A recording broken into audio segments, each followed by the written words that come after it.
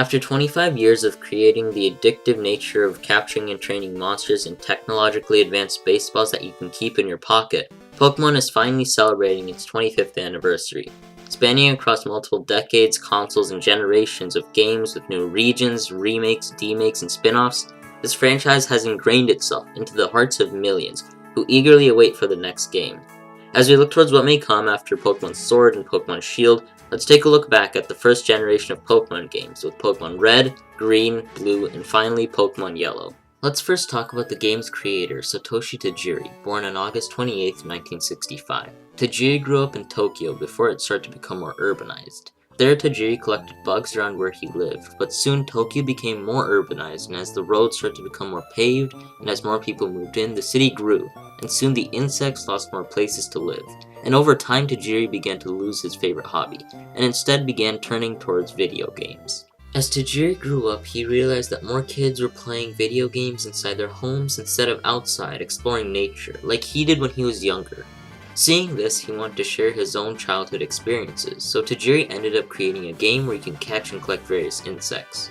As the details of the game became more fleshed out, these insects were changed into monsters, which the player can capture and hold in their pocket using capsules. However, the capsules were changed into Pokeballs during the game's development, and soon the game was named Pocket Monsters, or in short, Pokémon. Tajiri started to expand this idea with Pokemon battling each other. Although the Pokemon would never die, instead each of the monsters would faint when defeated. Tajiri stated that he did not want to add more violence into the gaming industry, instead wanting his games to be a bit more child-friendly. You see, during this period, games were being placed in the bad influence pile of entertainment, like comics and rock and roll in the past. However, they decided to move away from the magazine market, and instead went on to create their own games, with Junichi Masuda joining the company to compose music for them. After a few years of making multiple different games, Game Freak decided on developing and fleshing out Tajiri's idea of a Pokemon game. This was because Nintendo's Game Boy started to gain more traction in the gaming market, and the portable console itself was the perfect fit for the game. To give a bit of context to this console, the Game Boy was released in Japan on April 21st, 1989, with North America getting the console a few months after Japan, on July 31st, 1989. The Game Boy was a chunk of a console, but unlike its competitor, the Game Gear, with its 6 battery lives, the abysmal playtime, the Game Boy had a beefy battery life and was built to last.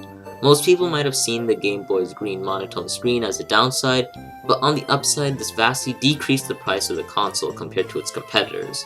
Soon, game companies came flocking over to develop for the console as its sales numbers boasted around 119 million units sold in its lifetime. But this was not the main selling point for Tajiri. His main selling point was the port on the Game Boy's side, the link cable. This was what sold Tajiri, as he imagined kids being able to trade and battle with each other. Shigeru Miyamoto also added to the game, giving the idea of game-specific Pokemon, which would help increase Pokemon collecting, as this allowed people to trade Pokemon with each other to complete their Pokedex. While we are talking about the Pokedex, let's also talk about the actual story of the game. Now, Pokemon games are not known to have a very good story, just look at the newest Pokemon titles. But the first generation of games, Red, Green, Blue, and later on Yellow, seem to have a pretty strong story. These games take place in the Kanto region, based on the actual Kanto region in Japan. After venturing into the grass near our town named Pallet Town, the Kanto region's Pokemon researcher, Professor Oak, runs after and halts us before we head deeper into the wild grass. The professor leads us back to his lab and berates us, saying that it's dangerous to go alone. Take this. At the lab, we meet the professor's grandson, and there the professor lets us choose from 3 of the starter Pokemon on the desk to travel with us: Bulbasaur, Charmander, and Squirtle. Once we choose one of the 3 starters, our rival picks the Pokemon which type is strongest against us, and challenges us to a fight. After the match, we can search the land, the sea, and the sky to catch and complete the Pokedex. Now we'll get back to what the Pokedex is, but first we have to beat the evil team, Team Rocket, and stop them from trying to take over the region. We do this by traveling through multiple towns, roads in between each town, known as routes, seas, and caves. As we move from town to town, our player needs to battle each of the main 8 battles, known as gym leaders, to progress through the game, and become the champion of the Pokemon League, which is pretty much the end game. Now, to get strong enough to fight these gym leaders, we need to fight them using our Pokemon. This was where the mechanics and the main selling point of the game comes in. These mechanics are catching, training, and battling Pokemon. Catching Pokemon is pretty addictive as you complete the Pokédex, especially with game-specific Pokemon. The Pokédex is pretty much an encyclopedia containing all the information about a species of Pokemon, from what they look like, to what they sound, to where you can catch them. This is where the link cable comes in. With it, you can trade with your friends to complete your Pokédex, but once you catch your Pokemon, this is where the other part of the game comes in. Training Pokemon for battles. Now, battling is pretty simple in Pokemon, but can be harder if you want to make it harder. Firstly, battling in the games works on a sort of rock, paper, scissors style of game mechanics. Each Pokemon has one or two types, and each type has weaknesses and strengths against other types. So let's take the starter Pokemon types for example, Grass, Fire, and Water. It's pretty simple.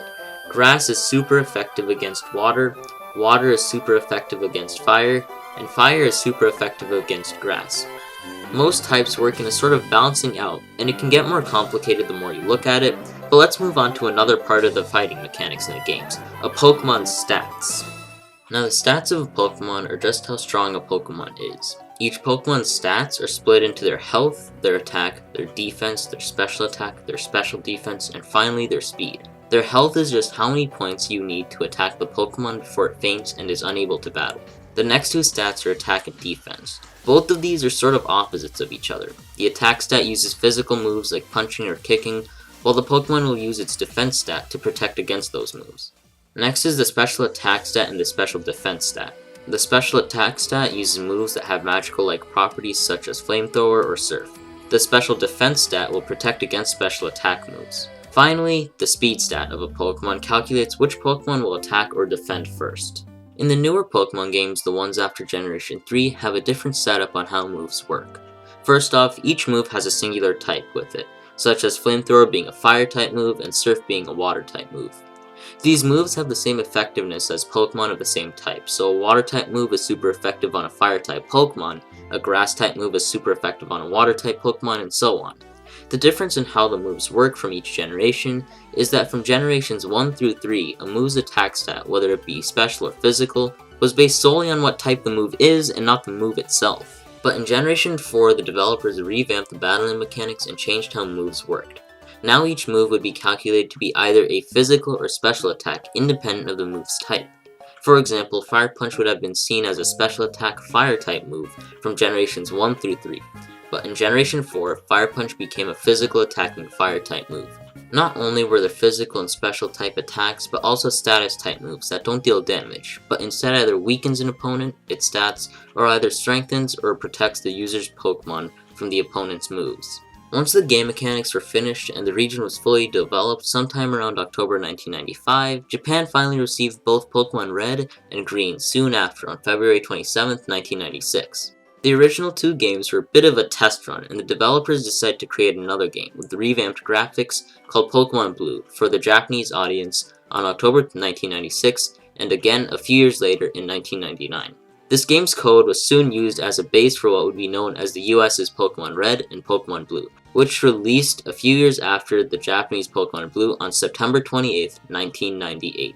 Both of these games sold rapidly, as there were things that were game-specific, meaning that people would buy both games to play through. Most reviews also lauded the game's innovative use of the link cable and its multiplayer aspect with trading and battling your friends.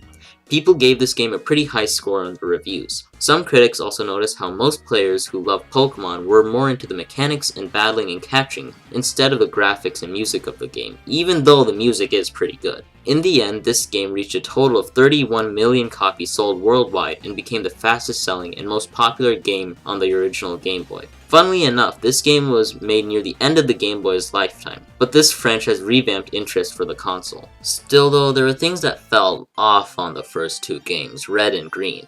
For instance, the sprites. Some of the Pokemon sprites in the first generation look pretty bad. Like, what even is Golbat doing with its tongue, or coughing with its skull and crossbones symbol being reversed in the later games, and Mew just looks diseased.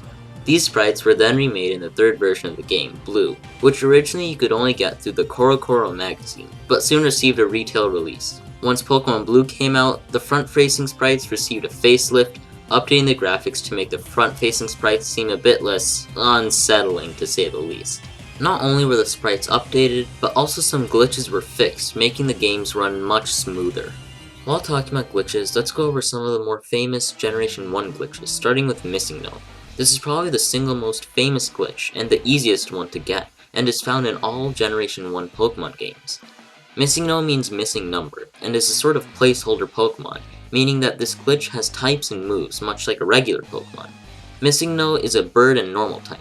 Yeah, that's right, a bird and normal type, not flying and normal. Some people theorize that both MissingNo and the bird type could have been scrapped while in development, since the flying type would have probably been similar to the bird type. Another interesting glitch in Generation 1 was the glitch to find a Mew, the mythical Pokemon, which was originally created as a joke by one of the programmers. Now this glitch is a bit complicated, but to boil it down to the basics, it uses another glitch, commonly known as a trainer fly glitch. The Mew glitch enables players to catch a wide variety of glitched Pokemon by talking to NPCs and walking a specific way. If you're able to do it correctly, then in the end you're able to catch multiple different Pokemon, including a low-level Mew. This is special since this is one of the only ways to receive a Mew without the event Mew. As you can see, Pokemon Red, Blue, and Green were far from perfect, yet they did the impossible and created the largest franchise on Earth, Pokemon. This game soon created merchandise, products, food, and more types of entertainment. First, it created the Pokemon anime, which is still going on 20 plus years later. This show was a hit, and a mainline Pokemon game was made after it, named Pokemon Yellow version, Special Pikachu Edition, or just Pokemon Yellow for short. This game follows the more anime-centric approach instead of a new story like its predecessor. Pokemon Yellow was soon released on September 12, 1998, on the original Game Boy for Japan. The US received it a bit later on October 18, 1999. The first generation also received a remake in early 2004 with the third generation of games, named Pokémon FireRed and Pokémon LeafGreen. Unlike other types of remakes for games that needed an update, Pokemon decided to remake the first generation of games out of necessity, since you could not complete the third generation Pokédex without it. This was because you could not originally transfer Pokemon from the first two generations of games to the third generation, due to compatibility issues with the Game Boy Advance and the Game Boy Color and regular Game Boy. This practice has continued on since, with each past generation getting renewed graphics for the next generation of gamers. This franchise also began printing out trading cards which can be used to play in matches and tournaments around the world. Speaking about competitive TCG playing, there is also competitions for competitive Pokemon battling, which takes a large amount of skill and team building to think through and predict your opponent's attack in the competition. But probably the most surprising thing that came out is the mainline games themselves that come out every year. Each year, most fans are waiting, theorizing, and wondering what'll come next for Pokemon. With each new region, there's a new generation of Pokemon games beginning. Not only are there regions, but fans are able to visit regions of the past with their remakes, which allow new fans to explore past regions on much better hardware. Although I never played the original games when I was younger, I can say without a doubt that this franchise has had a huge effect on my life one way or the other. Whether it was sitting around with my family watching the Pokemon anime episodes on the weekend, or playing my first ever video game, Pokemon Emerald on the Game Boy Advanced SP.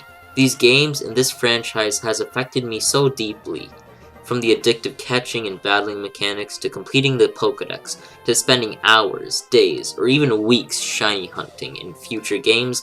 These fantastical creatures allowed me to make friends and meet new people that I probably wouldn't have otherwise.